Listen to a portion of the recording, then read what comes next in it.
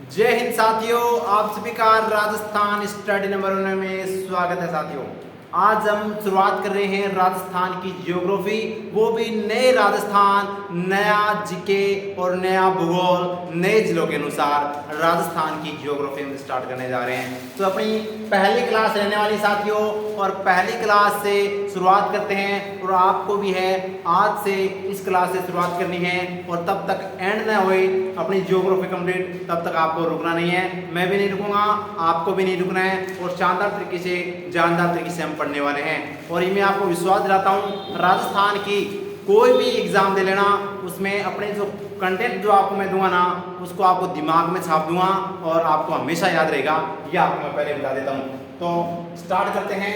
राजस्थान का सामान्य परिचय है वो हम देखने वाले हैं, नया राजस्थान का भूगोल, नए राजस्थान जीके के अनुसार। ठीक है, तो साथियों सभी एग्जाम के लिए, चाहे वो पशु परिचय, बीएसटीसी, पीटीटी और सीईटी, रीड और टीचर एग्जाम, आरएस वगैरह सभी के लिए ही हैं, अपनी क्लास वो रहने वाली है। ये आपको मैं पहले ही बता देता हूँ। ठीक है, तो आज हम राजस्थान का परिचय देखें। परिचय में अब वही बात है, अगर आप भी अपना परिचय दोगे तो सबसे पहले आप अपना क्या बताओगे? नाम बताओगे। तो वैसे ही राजस्थान का नामकरण हम देखने वाले हैं कि राजस्थान का नाम है वो कैसे कैसे और किसने क्या कहा था।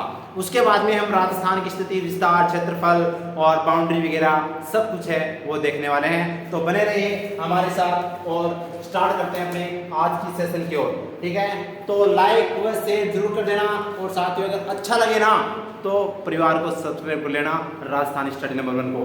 तो बढ़ते हैं शानदार अपनी सेशन की ओर।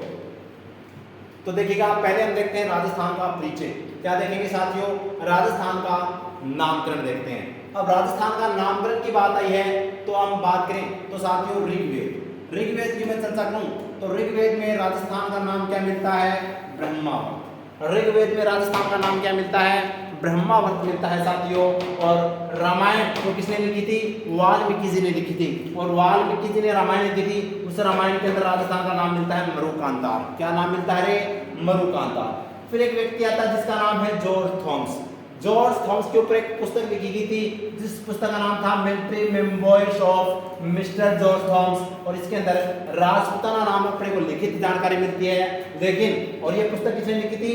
विलियम फ्रैंकलिन ने लिखी थी। लेकिन जॉर्ज थॉमस ने 1800 ईस्वी के अंदर वो राजस्थान को क्या कहा था? राजपूताना कहा था। क्या कहा था?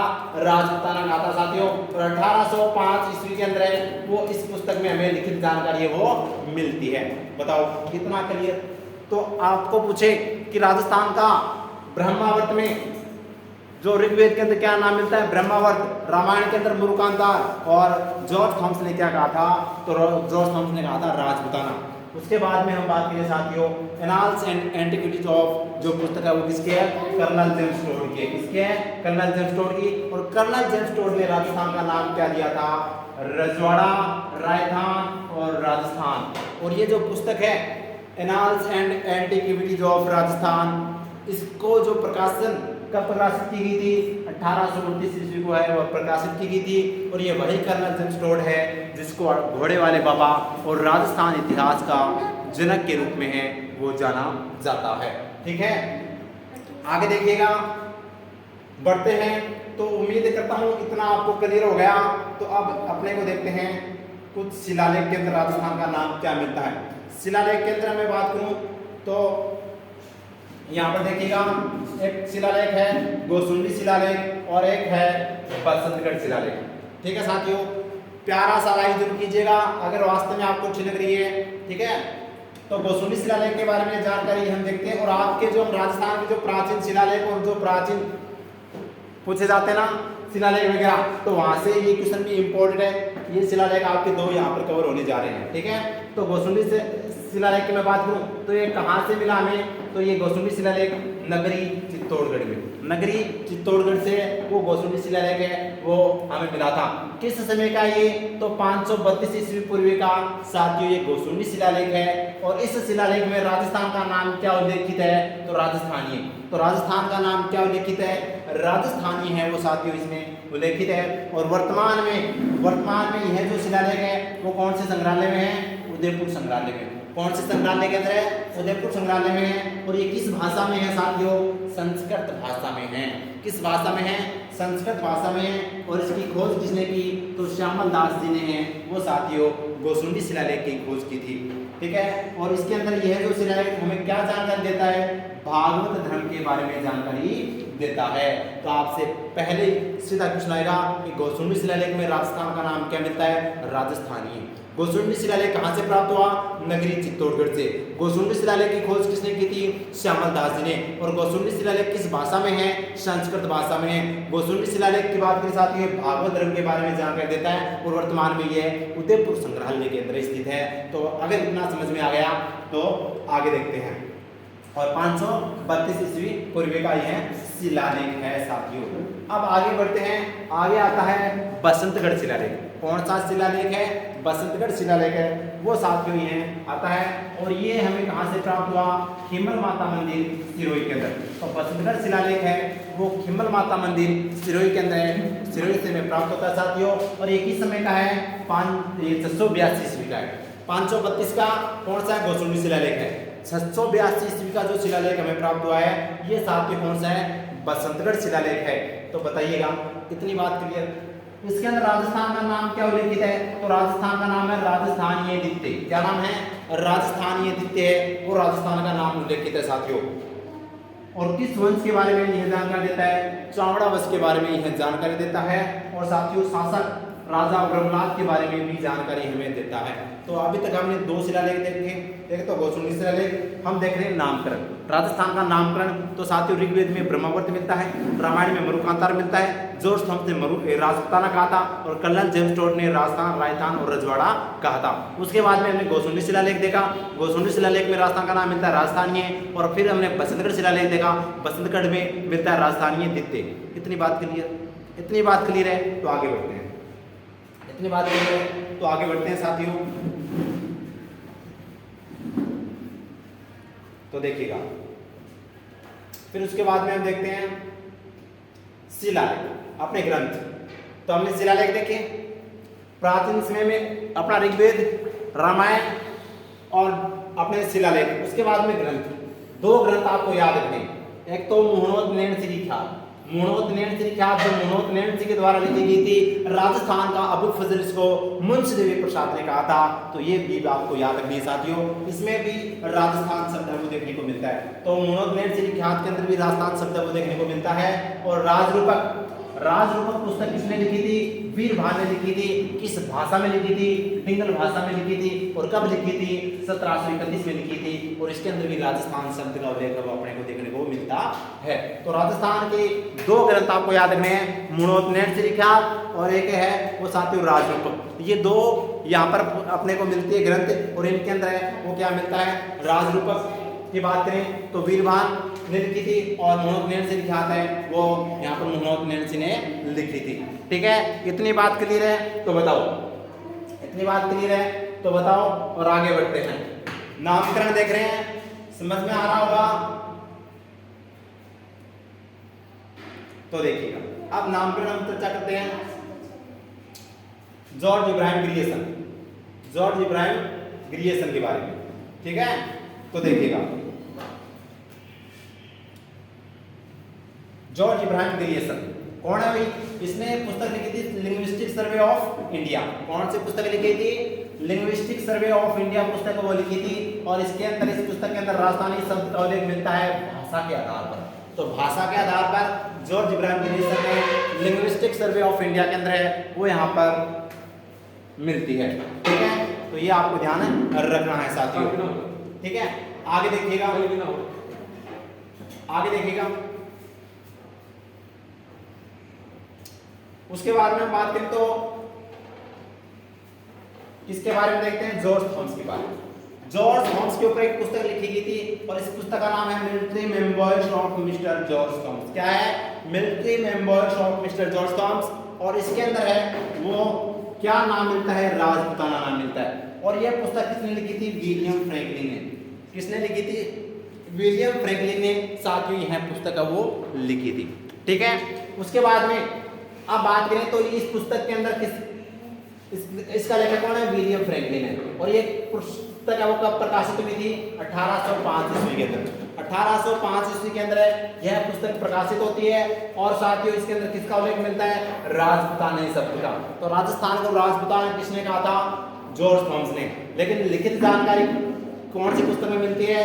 Military memoirs of mister George Thomas. और इस पुस्तक का लेखक कौन था? विलियम फ्रैंकलिन था, जो 1805 के अंदर वो प्रकाशित होती है। और यहाँ पर जॉर्ज थॉमस ने जॉर्ज थॉमस ने वो 1800 ईस्वी के अंदर वो राजस्थान को क्या कहा था? राजपूताना कहा था। और लिखित जानकारी अपने को 1805 में मिलती है। और ये जो पुस्तक है वो किसके बारे में जीवनी है? तो जॉर्ज थॉमस के बारे में। और जॉर्ज थॉमस को जॉर्ज फिरंगी के उपनाम से भी जाना जाता है, जॉर्ज फिरंगी उपनाम से भी जाना जाता है। और जॉर्ज थॉमस ने राजपूताना नाम दिया था 1800 ईस्वी के अंदर। और इसकी मृत्यु है वो बीकानेर के अंदर हुई थी। तो बताओ जॉर्ज थॉमस भी क्लियर है क्या? बताओ। अगर आपको क्लियर है तो आगे बढ़ते हैं, क्योंकि साथियों नामकरण है तो नामकरण मेरे ख्याल से आपने थोड़ा बहुत पढ़ा भी होगा, और नहीं पढ़ा है तो आज हम पढ़ रहे हैं। और इसकी पीडीएफ आपको टेलीग्राम राजस्थान स्टडी नंबर 1 पर मिल जाएगी। ठीक है, आगे देखिए। उसके बाद में एक व्यक्ति आता है जिसका नाम है कर्नल जेम्स टोड। क्या नाम है अभी? कर्नल जेम्स टोड है। ठीक है, कर्नल जेम्स टोड की पुस्तक का नाम क्या है? Annals and antiquities of Rajasthan. इसके लेखक कर्नल जेम्स टोड और विलियम क्रूक थे। कौन थे? दो व्यक्ति थे, विलियम क्रूक और कर्नल जेम्स टोड। जबकि military memoirs of mister George Thomas पुस्तक का लेखक कौन था? तो फ्रैंकलिन था। कौन था? फ्रैंकलिन था। जबकि ये थे विलियम क्रूक और जेम्स टोड। अब बात करें तो इस पुस्तक का लेखक कौन था? Colonel James Tod. और ये पुस्तक कब प्रकाशित होती है? 1829 ईस्वी के अंदर प्रकाशित होती है। कब होती है? 1829 ईस्वी के अंदर वो प्रकाशित होती है। इसके अंदर क्या नाम मिलता है राजस्थान का? तो राजस्थान, रजवाड़ा व राजस्थान। तो राजस्थान, रजवाड़ा व राजस्थान के नाम से वो मिलता है साथियों। उपनाम तो कर्नल जेम्स टोड के क्या क्या उपनाम हैं? घोड़े वाले बाबा और राजस्थान इतिहास का जनक। तो राजस्थान इतिहास का जनक है वो किसे कहा जाता है? कर्नल जेम्स टोड को। क्यों कहा जाता है? क्योंकि कर्नल जेम्स टोड साथियों घोड़े पर है, वो पूरे राजस्थान के अंदर घूमता था। तो ये पूरे दिन घोड़े पर घूमता रहता था। इसको वो राजस्थान के हिस्ट्री के अंदर मतलब इंटरेस्ट आया, और इसने पूरे राजस्थान को अच्छे से घुमा फिरा, उसको जाना समझा और पुस्तक लिखी। कौन सी पुस्तक लिखी? तो ये पुस्तक लिखी annals and antiquities of mister यहाँ पर ऑफ राजस्थान। ठीक है, तो ये याद रखना। और यहाँ पर मैं बात करूँ तो इसको घोड़े वाले बाबा और राजस्थान इतिहास का जनक कहा जाता है। इसका जन्म 20 मार्च 1782 को कहाँ पर हुआ था? इस्लिंगटन के अंदर हुआ था। कहाँ पर हुआ था? इस्लिंगटन के अंदर हुआ था। और इसकी पुस्तक का नाम क्या है? The annals and antiquities of Rajasthan. Clear बात? और इस पुस्तक का अन्य नाम क्या? भाई कमेंट में बताओ मेरे को। ठीक है, कमेंट में आपको बताना कि इस पुस्तक को अन्य और किस नाम से जाना जाता है, वो आप कमेंट में बताना। ठीक है, देखते हैं कौन मेहनत कर रहा है, कौन पढ़ाई कर रहा है, कौन इसका जवाब देता है। अब उसके बाद में देखो, उसके बाद में हमने कर्नल जेम्स टोड के बारे में देख लिया। उसके बाद में स्वतंत्रता के बाद राजस्थान का नाम क्या मिलता है? स्वतंत्रता के पश्चात वो राजस्थान का नाम क्या मिलता है? तो देखो स्वतंत्रता आपको पता है 15 अगस्त 1947 को देश क्या हो गया था? आजाद। उसके बाद में 25 मार्च 1948 को राजस्थान शब्द का सर्वप्रथम प्रयोग एकीकरण का कौन सा चरण था? अरे दूसरे चरण के अंदर है वो 25 मार्च 1948 को पूर्वी राजस्थान संघ नाम दिया गया था। तो हमने देखो शुरुआत कहाँ से की थी? ऋग्वेद से, क्योंकि सबसे प्राचीन वेद ऋग्वेद। ऋग्वेद में क्या मिलता है? ब्रह्मावर्त। रामायण में मरुकांतार। उसके बाद में साथियों हमने शिलालेख पढ़े। कौन कौन से शिलालेख थे? प्राचीन 2 पढ़े थे, गोसुंडी शिलालेख जिसमें राजस्थानी नाम मिलता है। फिर हमने पढ़ा था कौन सा शिलालेख? बसंतगढ़ शिलालेख जिसमें राजस्थानी द्वितीय नाम मिलता है। उसके बाद में 2 हमने ग्रंथ पढ़े थे। एक तो ग्रंथ पढ़ा था हमने कौन सा साथियों? एक ग्रंथ पढ़ा था अपना मोहनोद श्री ख्यात, और एक है वो साथियों वीरभान की राजरूपक। ठीक है, तो ये आपको ध्यान रखना है। उसके बाद में हम बात करें तो इसके अंदर राजस्थान नाम मिलता है। फिर हम बात करें तो कर्नल जेम्स टोड ने वो राजस्थान, रजवाड़ा और राजस्थान कहा था, और जॉर्ज थॉमस ने राजपूताना कहा था। लिखित जानकारी 1805 में हमें किसकी पुस्तक में मिलता है? Military memoirs of mister George Thomas की पुस्तक, जो विलियम फ्रैंकलिन के द्वारा लिखी गई थी, इसमें लिखित जानकारी मिलती है। ये हमने देखा था। उसके बाद में हम बात करें साथियों तो अपना स्वतंत्रता के बाद है वो राजस्थान पूर्वी राजस्थान संघ नाम मिलता है। कब? 25 मार्च 1948 को, जो अपने एकीकरण का द्वितीय चरण चल रहा था। हम एकीकरण भी पढ़ेंगे अच्छे से, इसके 7 चरण हम कंप्लीट करेंगे और शानदार तरीके से आपको क्लास में ही याद करवाएंगे। इस तरीके से हम पढ़ेंगे साथियों, ठीक है। उसके बाद में वैधानिक मान्यता। वैधानिक मान्यता का मतलब है संवैधानिक मान्यता। और अपना संविधान लागू कब हुआ था? 26 जनवरी 1950 को। और 26 जनवरी 1950 को है वो राजस्थान का कौन सा चरण था? छठा चरण, ठीक है। छठे चरण के अंदर राजस्थान का नाम मिलता है राजस्थान संघ। पहले दूसरे चरण के अंदर तो क्या मिलता है? पूर्वी राजस्थान संघ, और उसके बाद में छठे चरण में राजस्थान संघ नाम है वो मिलता है साथियों। तो ये 26 जनवरी 1950 को वो अपने को सामने आया था। क्योंकि हम राजस्थान का नाम पढ़ रहे हैं, क्योंकि हम अपना परिचय देंगे तो सबसे पहले नाम बताते हैं ना, तो वही नाम हम राजस्थान का कैसे कैसे करके राजस्थान है वो नाम आया था। उसके बाद में राज्य पुनर्गठन अधिनियम 1956 आता है, और इसी राज्य पुनर्गठन अधिनियम 1956 के तहत साथियों 1 नवंबर 1956 को है वो राजस्थान नाम राज्य के रूप में मान्यता दी गई थी। तो राजस्थान की स्थापना की बात करें तो 1 नवंबर 1956 को की गई थी, ये आपको पता होना चाहिए। 1 नवंबर 1956 को है वो राजस्थान का जो 7 चरण थे वो कंप्लीट होते हैं। उसके बाद में राजस्थान नाम है जो वर्तमान में हम राजस्थान देखते हैं। तो इस तरह से स्टेप बाय स्टेप है वो हम आगे बढ़े और अपने को है वो राजस्थान नाम है वो हमने देखा है। तो इतनी बात क्लियर है, इतनी बात क्लियर है। तो अभी आपको मैं बता देता हूँ साथियों, चर्चा करें तो अगर मैं चर्चा करूं तो अभी तक हमने क्या देखा है? अभी तक हमने राजस्थान का नामकरण देखा है। क्या देखा है? नामकरण। और नामकरण की मैं चर्चा करूं यहाँ पर तो सबसे पहले हमने ऋग्वेद देखा। कौन सा वेद देखा? ऋग्वेद, ठीक है। ऋग्वेद में, और उसके बाद में हमने साथियों रामायण, क्या पढ़ा? रामायण। और रामायण के बाद में हमने 2 शिलालेख देखे थे। कौन से शिलालेख देखे थे? एक तो हमने देखा था गोसुंडी शिलालेख। कौन सा शिलालेख है? गोसुंडी शिलालेख। एक हमने देखा था बसंतगढ़ शिलालेख, बसंतगढ़ शिलालेख। उसके बाद में हमने 2 ग्रंथ देखे थे। एक तो ग्रंथ था मुहणोत नेणसिरिखा, मुहणोत नेणसिरिखा। कौन सी ख्यात है? मुहणोत नेणसिरिख्यात रिख्यात। साथियों याद रखना, वेरी इंपॉर्टेंट है। और एक है राजरूपक। कौन है? राजरूपक, याद रखना। उसके बाद में हम बात करें तो यहाँ पर 1805 में एक व्यक्ति का नाम याद रखना, जॉर्ज थॉमस। क्या नाम याद रखना आपको? George Thomas. उसके बाद में एक व्यक्ति का नाम और याद रखना, 1829 के अंदर जो पुस्तक प्रकाशित होती है कर्नल जेम्स टोड। कौन सा? कर्नल जेम्स टोड, ठीक है। Colonel James Tod. Colonel James Tod के बाद में आपको याद रखनी है साथियों 25 मार्च 1948। उसके बाद में एक डेट याद रखनी है आपको 26 जनवरी 1950, 26 जनवरी 1950। उसके बाद में एक डेट आपको याद रखनी है 1 नवंबर और 1956, ठीक है साथियों। ये हमने स्टेप बाय स्टेप देखे हैं। तो ऋग्वेद के अंदर राजस्थान का नाम क्या मिलता है? तो ऋग्वेद में राजस्थान का नाम मिलता है ब्रह्मावत। क्या मिलता है? ब्रह्मावत है वो राजस्थान का नाम है वो साथियों मिलता है। रामायण के अंदर क्या मिलता है? मरुकांता। क्या मिलता है? मरुकांता नाम है वो राजस्थान का मिलता है। गोसुंडी शिलालेख में राजस्थानीय नाम है वो मिलता है, यह आपको पता होना चाहिए। बसंतगढ़ शिलालेख में राजस्थानी द्वितीय नाम है वो देखने को हमें मिलता है।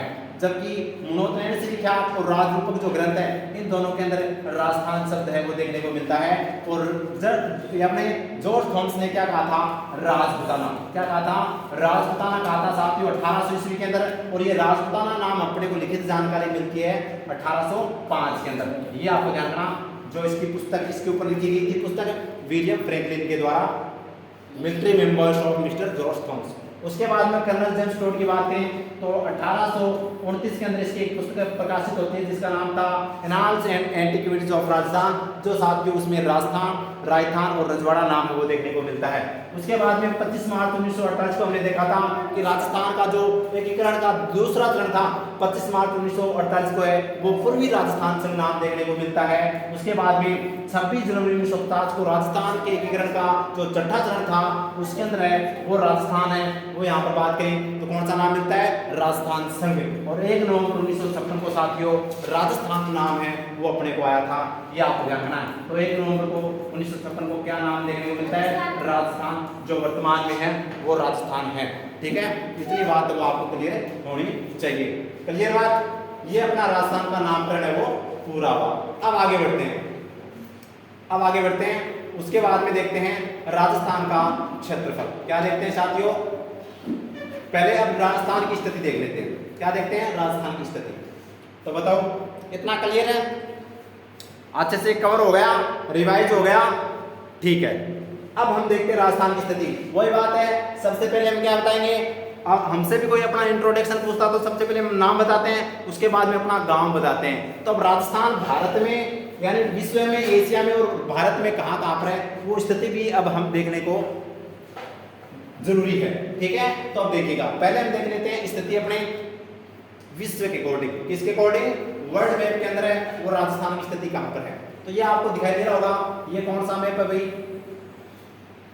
विश्व का मैप है, ठीक है।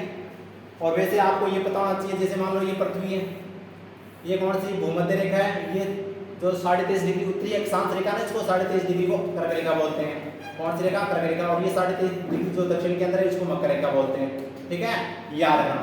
अब राजस्थान है वो कहाँ पर है? इस कर्क रेखा के यहाँ पर है, ठीक है। तो यानी कि उत्तर दिशा में। तो ये जो 0 डिग्री देशांतर रेखा है या भूमध्य रेखा है, इसके उत्तर दिशा में है। और ये जो देशांतर रेखा है इसके पूर्व दिशा के अंदर है। तो इसलिए राजस्थान की जो स्थिति है वो कहाँ पर है? उत्तरी पूर्वी गोलार्ध में। कौन सी गोलार्ध में?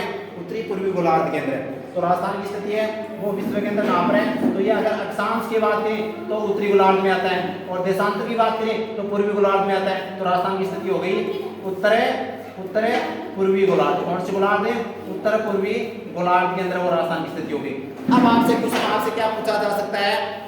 अब आपसे पूछा जा सकता है साथियों कोण। क्या पूछा जाएगा? कोण। कौन सा? ईशान कोण। तो राजस्थान की स्थिति है वो विश्व के अंदर कैसी है? ईशान कोण है। राजस्थान की स्थिति है वो विश्व के अंदर कैसी है? ईशान कोण आपको ध्यान रखनी है, वेरी इंपॉर्टेंट है। उसके बाद में मैं बात करूं तो एशिया महाद्वीप, क्योंकि जिस तरह से विश्व के अंदर कितने 7 महाद्वीप हैं, पहले मैंने विश्व में देखा। अब जो एशिया महाद्वीप के अंदर भारत आता है और भारत के अंदर अपना राजस्थान। तो एशिया महाद्वीप की बात करूं तो ये एशिया महाद्वीप है। कौन सा महाद्वीप है? तो ये एशिया महाद्वीप जो आपको याद रखना है, ठीक है। इस एशिया महाद्वीप की हम बात करें तो राजस्थान की स्थिति कहाँ पर है? ये आपको दिखाई दे रही है, ये रही राजस्थान की स्थिति। तो यहाँ पर बात करें तो ये जो इसके तो किधर आ रही है? इस रेखा के दक्षिण में, और इस जो देशांतर रेखा के किधर आ रही है? पश्चिम के अंदर। तो राजस्थान की स्थिति कहाँ पर है? दक्षिण पश्चिम के अंदर है। और कोण कौन सा है? नैऋत्य कोण। कौन सा कोण है? नैऋत्य कोण है, वो इसके अंदर है साथियों, याद रखना। उसके बाद में क्लियर बात क्लियर है। तो यानी आपसे अगर पूछा जाए कि यहाँ पर जो एशिया महाद्वीप के अंदर राजस्थान की स्थिति कैसी है, तो ये राजस्थान की स्थिति है। कौन सी स्थिति है? दक्षिण पश्चिम के अंदर है। और कौन सा पूछे तो नैऋत्य कोण। कौन सा कोण? नैऋत्य कोण है, वो आपको ध्यान रखना है। अब मैं बात करूं तो अपना आता है इंडिया। कौन सा भाई? इंडिया। भारत आता है। कौन सा देश आता है? भारत। आराम से चुपचाप पढ़ना, आपको शोर शराबा नहीं करना है बिल्कुल भी। फोन को लैंडस्केप कर लो और कानों के अंदर ईयरफोन होने चाहिए, और इधर उधर की बातें है वो मत करो, चुपचाप अपनी क्लास देखो, ठीक है। आगे देखिएगा भारत का मैप। भारत के मैप में बात करें तो ये कौन सी रेखा गुजर रही है? बीचों बीच कर्क रेखा, ठीक है। और ये जो बीचों बीच हम बात करें देशांतर रेखा। तो यहाँ पर ये जो बीचों बीच की हम बात करें तो राजस्थान कौन सी गोलार्ध में? उत्तरी दिशा में है, और इस देशांतर के किधर है? पूर्वी दिशा, पश्चिमी दिशा के अंदर है। कौन सी दिशा में? पश्चिमी दिशा के अंदर है। तो राजस्थान की स्थिति भारत में कैसी स्थिति है? उत्तर पश्चिमी है। कैसी स्थिति है? उत्तर पश्चिमी है। और कौन सा है? वायव्य कोण। तो ऐसा कौन है? वायव्य कोण। तो आपको पता होना चाहिए, जैसे ये अपना भारत है, भारत के अंदर ये कौन सा अपना राजस्थान है, तो राजस्थान कौन सी दिशा में है? तो ये याद रखना, उत्तर और पश्चिम दिशा में। तो कौन सी दिशा में है? उत्तर पश्चिम दिशा के अंदर है, क्या आपको ध्यान रखना। और कोण पूछे तो वायव्य कोण। कौन सा कोण? वायव्य कोण। एक कोण और बच गया, हमने देख लो, हमने रास्ता अभी तक मैं बात करूं, अगर मैं बात करूं अरे अमित क्या कर रहा है? आवाज नहीं आनी चाहिए, ठीक है, चुपचाप देख ले। आपको नहीं बोल रहा भाई, और अगर आप भी बदमाशी कर रहे हो तो आपको भी बोलूंगा, ठीक है। हाँ, तो देखो हमने क्या देखा कि जो राजस्थान की स्थिति विश्व के अंदर है वो कैसी है? कौन सी है? उत्तर पूर्वी है।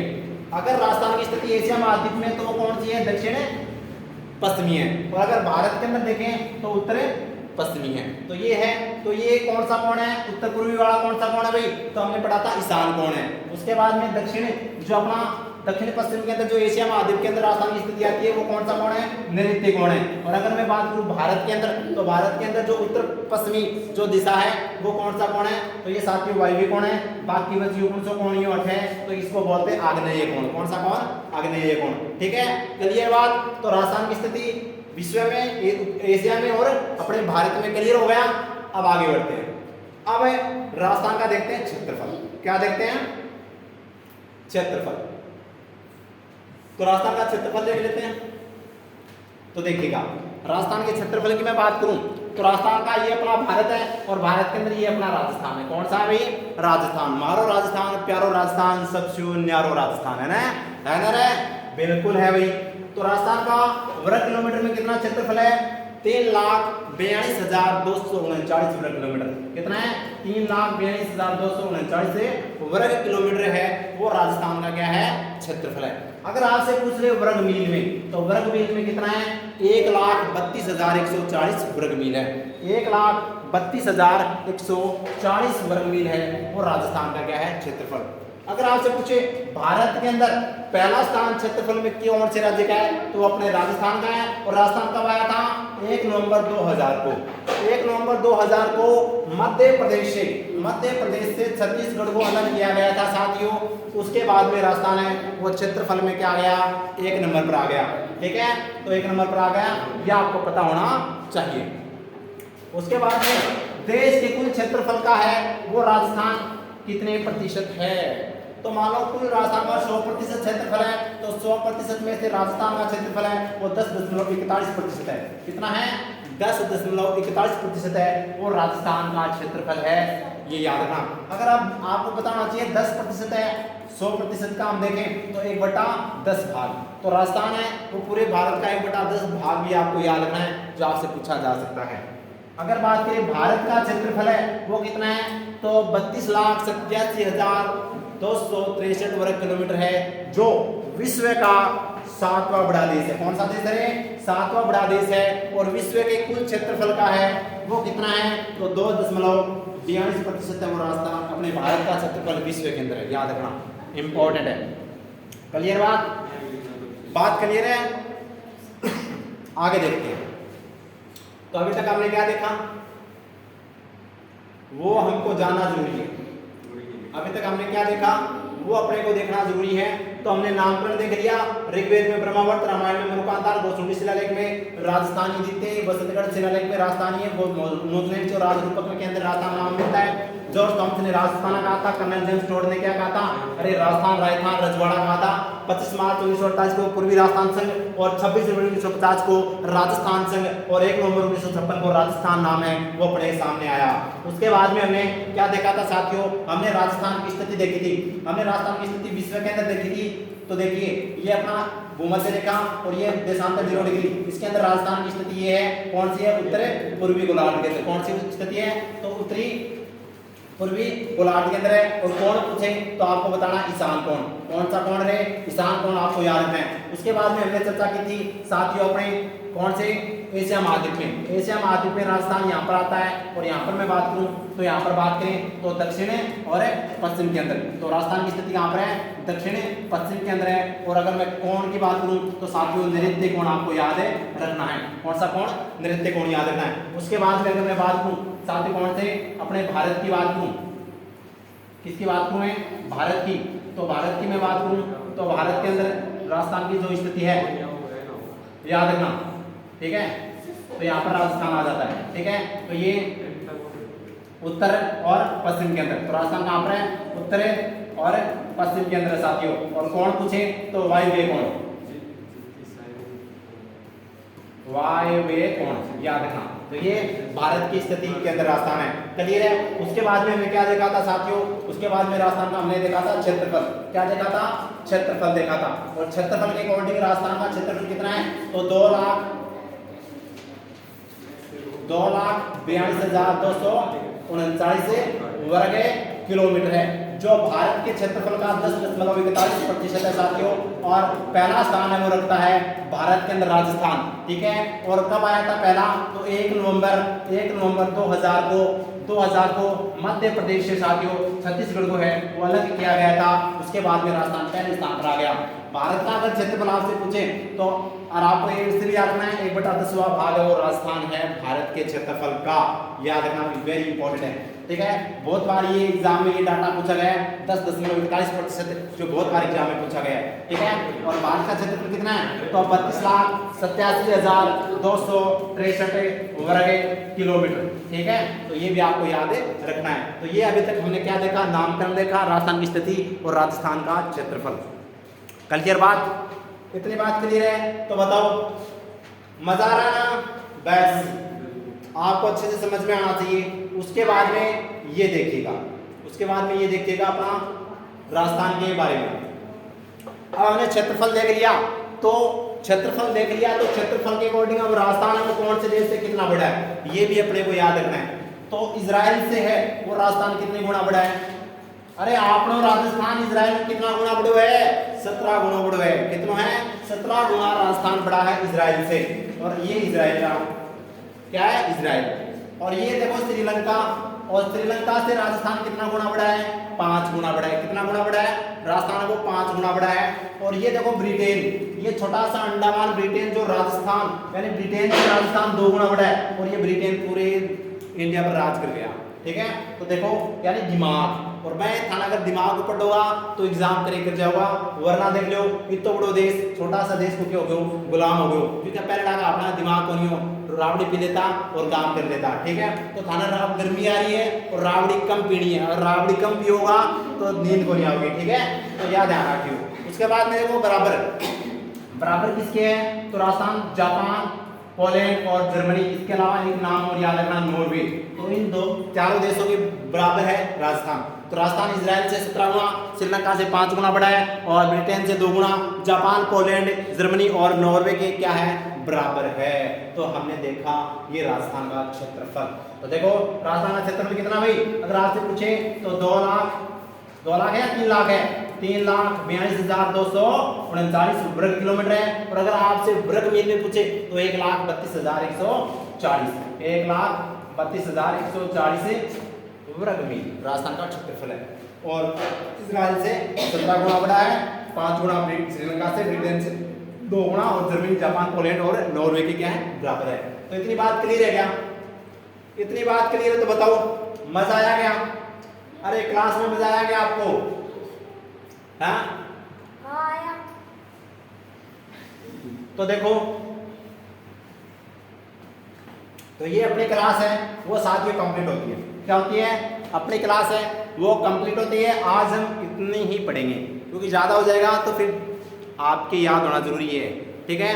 तो अभी तक हमने राजस्थान का नामकरण देखा, राजस्थान का क्षेत्रफल, राजस्थान की फिर हमने स्थिति देखी, विश्व में कौन सी स्थिति हुई, उत्तर पूर्वी, एशिया में दक्षिण पश्चिमी, और भारत में उत्तर पश्चिमी, याद रखना वेरी इंपॉर्टेंट है। उसके बाद में राजस्थान का क्षेत्रफल देखा था, और फिर राजस्थान की जो क्षेत्रफल है वो कौन से देश से कितना बड़ा है ये भी आपको ध्यान रखना है। तो अगर क्लास अच्छी लगी है तो लाइक कीजिएगा, शेयर कीजिएगा अपने दोस्तों को ज़्यादा से ज़्यादा, और अपने परिवार को सब्सक्राइब जरूर कर लेना। और कल अपनी स्थिति विस्तार की अपना नेक्स्ट क्लास है वो आने वाली है, और शाम को 6 बजे अपनी चलती है क्वेश्चन आंसर सीरीज, शाम को 4 बजे क्लास आती है अपनी आर्ट और कल्चर की, और सुबह 9 बजे अपनी ज्योग्राफी क्लास, और सुबह 7 बजे आपकी आती है साथियों करंट अफेयर क्लास। 1 तारीख से अपनी स्टार्ट हो जाएगी करंट अफेयर की। तो बहुत